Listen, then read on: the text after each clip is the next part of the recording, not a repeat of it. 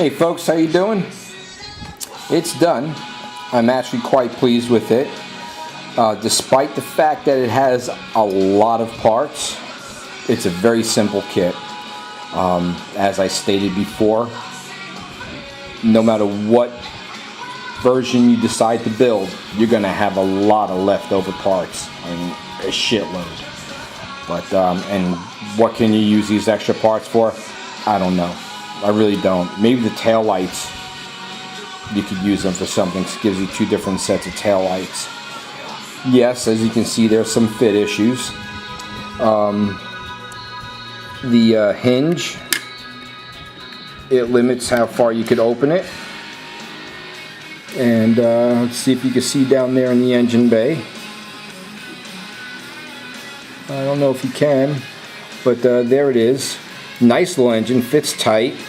That yellow speckling you see there is for me. I just put the mirrors on it. Mirrors, they look awkward. Maybe those mirrors were meant to be put up on the fenders like a lot of foreign cars have. I don't know. But let me turn this thing around so you can see how they sit on there. See, they just look pretty damn awkward, you know.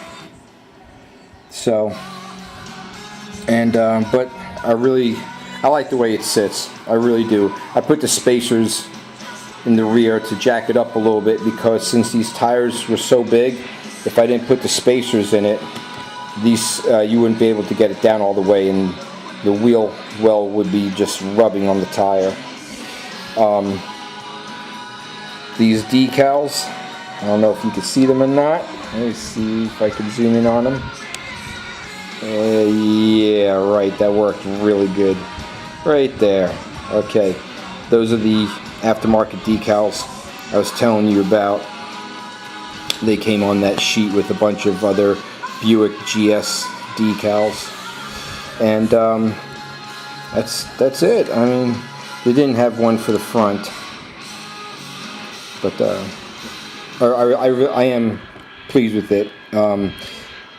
Being that I painted it yellow, it's molded in yellow, and the plastic is kind of translucent.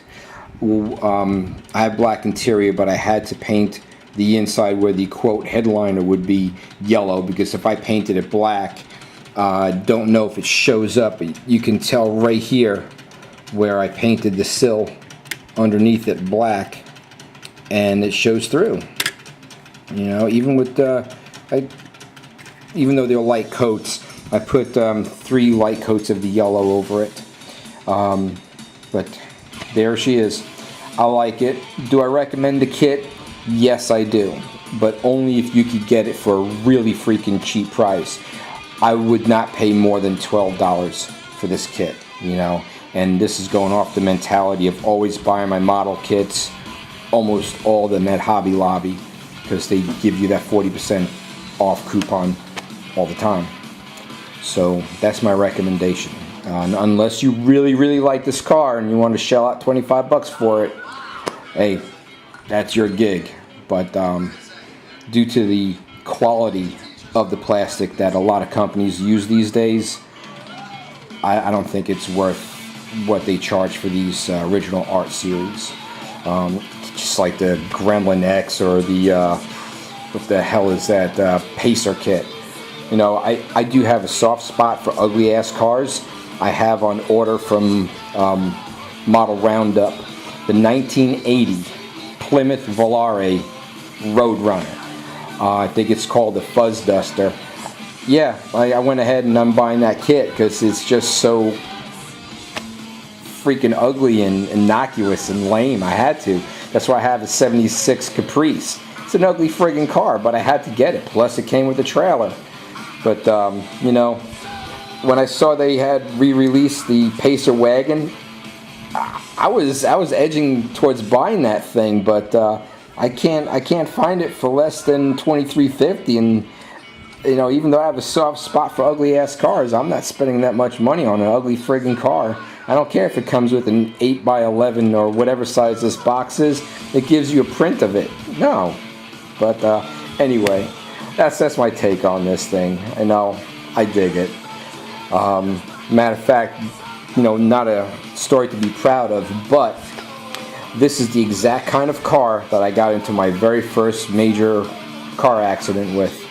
A friend of mine, she had one of these cars in this funky orange, and up in New York State, the way it worked was when you pass your road test, you hand in your learner's permit, which was a piece of paper, and it came back to you stamped as a driver's license. And if you took and passed the defensive driving course, you know, if you took that, which I did, it got stamped as a senior privilege license, which meant that you were allowed to drive up to 10 o'clock at night.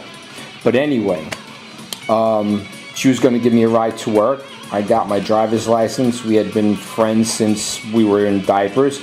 She let me drive, and I went down the wrong street, meaning that it did not have a traffic light to allow you to cross Route 110. And in western Suffolk County, that was the major north-south route. So I get across the southbound side of Route 110 with no problem. And this was a misty, kind of foggy day. And when I was going across the northbound, I did not see the 70 or 71 Monte Carlo coming down the road. And this is exactly the direction I was going in. The Monte Carlo hit me square right here on the rear wheel, on the rear axle. It totaled his engine because when it did that, it seized his engine, spun this car around, and the car was now twisted. So this is the car that I got into my very first car accident with. No, that's not what made me buy this car. I just saw the kit and I thought it was a cool, unusual car to get. So anyway, that's my stupid little story about the Opel GT and how it was a part of my life. You know, maybe I'll build a Fiero. That's another story for you for another time. You guys have a great rest of the weekend and happy building.